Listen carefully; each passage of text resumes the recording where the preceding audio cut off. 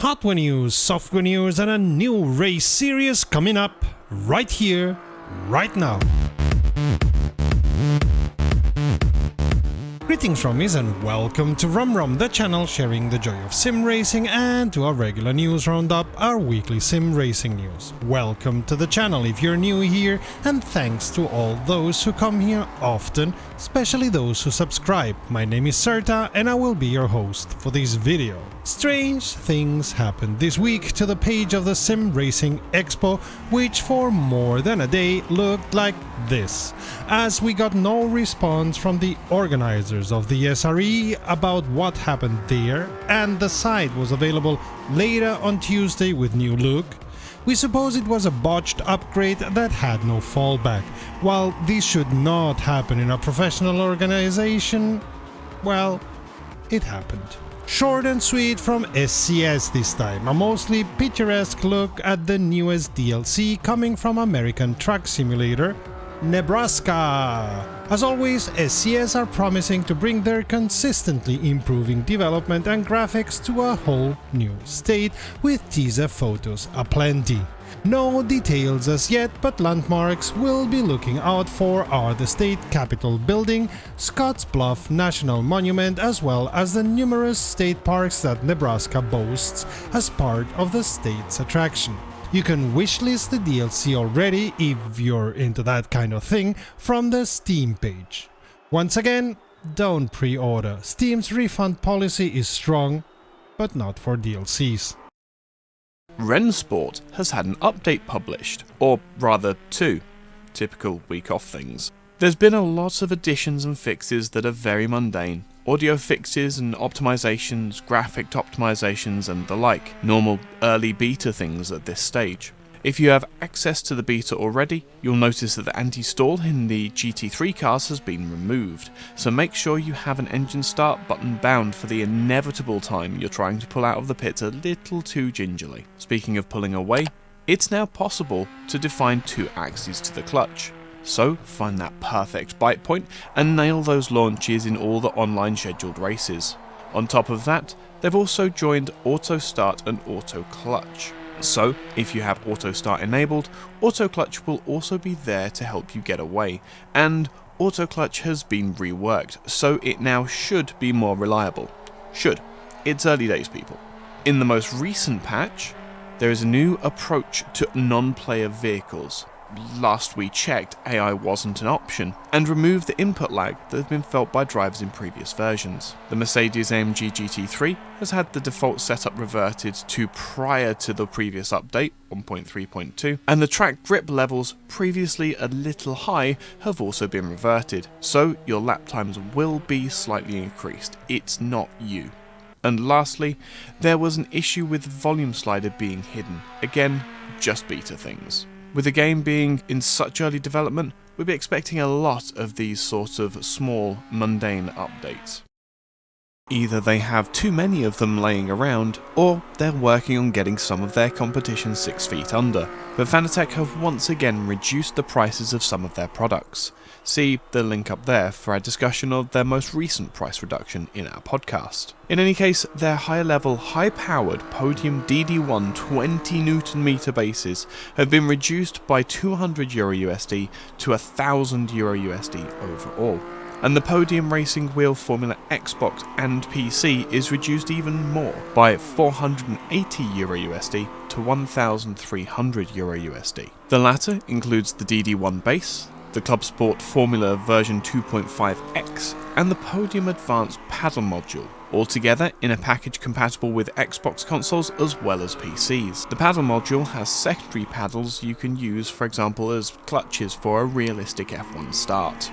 When you think how a low-powered Thrustmaster or Logitech DD system now costs as much as this high-powered base or even more, it's clear those two either have to change their pricing or move over.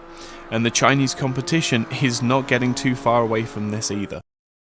In the seemingly unending saga of motorsport games decline, and after they ghosted their own reporting call, see the link up there for the news, they've now published their quarterly report for Q2 2023, which looks as positive as the previous quarterly reports we've seen. The net loss already accrued by the company amounts to over $8 million. The projection for the whole year will be an income of $1.7 million over the whole year, with $9 million expenditure.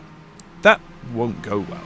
Our instinct tells us they're trying to hang on until Le Mans Ultimate comes out, and then survive on however much money that brings until they publish IndyCar 24, which they hope will save them. And yes, we've heard the rumours about them trying to sell the license for NASCAR, but we couldn't get any kind of confirmation for those, and besides, licensing normally doesn't work that way anyway. Of course, bear in mind that we are not privy to the licensing deal between the two companies, and maybe in this case the rumours are right. But rumours are a dime a dozen, much like the MSG stocks may soon be. And if you at last found the change you knew was hiding under the sofa cushions, we're sure you can spare €10,000 for this delicious Porsche design USB wheel. A vast price for a USB device which, if we take a cynical approach, could well be 90% reuse costs, moldings and components, an internal USB interface, and attach it to a stand which you'll immediately discard and fix the wheel to your sim rig or quick release. To add insult to poverty, including the thumb scroll wheels, which admittedly are a lovely touch, and the shifter paddles, there is a total of 18 inputs on the wheel. You know what has more buttons? The Logitech G29, and that's still not enough for some simulators. On the other hand, it is a genuine, real steering wheel from a Porsche GT3 Cup car, and not just any Cup car, the 992 2022 model of the Cup car. Each button is labeled, and if you want a piece of Porsche memorabilia from what is regarded already as an instant classic of a Porsche, €10,000 may well be an investment.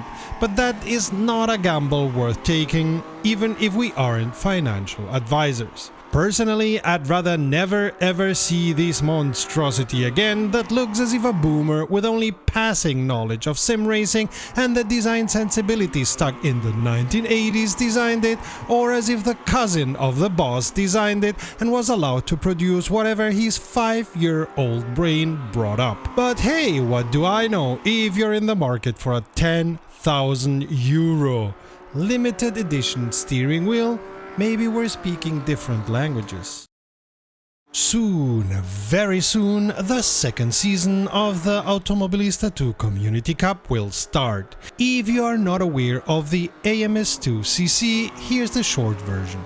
Each community chooses a car and track combination, with the only restriction that the car cannot be one that can only be raced when owning a DLC. This not only will show the extreme variety that Automobilista 2 offers, but will put the communities to the test on different tracks and cars. Also, expect things like weather variation, night and day cycles, and most of all, intense but well-behaved racing.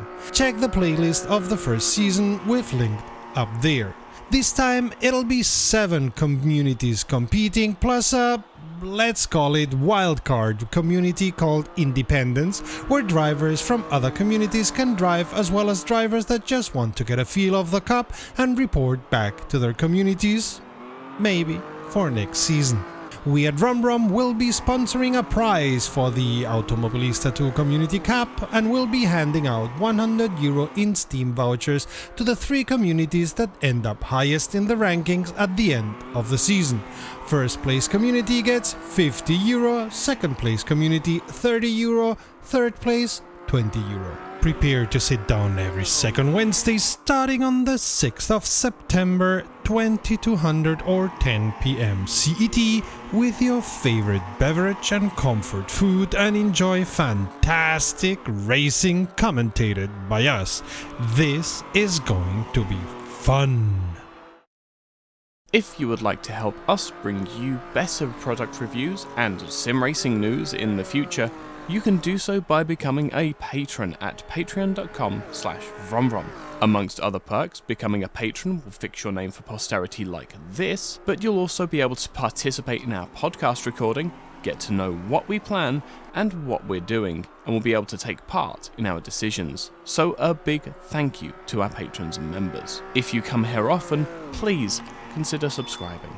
Realty continues to refine the 1.5 update of Automobilista 2, with the 1.5.0.5 version released this week, including a patch to the audio system that could lead to a crash to desktop, as well as the automatic by-weather tyre option not replacing tyres reliably. The physics have continued to be refined with tyre adjustments for several of the classes, including the new Rallycross and Kart Cross classes, with the wet compounds being specified separately, so give them a go, especially the GTE cars which have had both wet and dry compounds vetted.